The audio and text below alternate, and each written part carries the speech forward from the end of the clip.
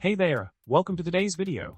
Today, we're diving into a common problem that many MacBook Pro users may encounter. Picture this. You just upgraded your SSD on your early 2011 MacBook Pro, only to find out that it's not booting up properly when connected via SATA. Frustrating, right? Well, you're not alone, as this issue can be a real headache for many users out there. Now, let's talk about the solution to this pesky problem. It turns out that the SSD might not be compatible with the early 2011 MacBook Pro's SATA interface. So, what's the fix? According to the solution provided, one way to tackle this is to purchase your hardware from a retailer who directly associates the hardware with your specific device. By doing so, you can ensure that the SSD is fully compatible with your MacBook Pro model, avoiding any compatibility hiccups in the future.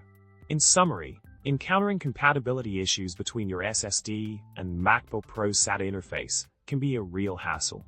However, by ensuring that you acquire hardware from a trusted retailer who links the hardware directly to your device, you can effectively sidestep such issues. Remember, a little research can go a long way in saving you time and frustration. Well, that's all for today, folks. Don't forget to hit that subscribe button, give this video a thumbs up, and drop a witty comment below. Until next time, happy troubleshooting!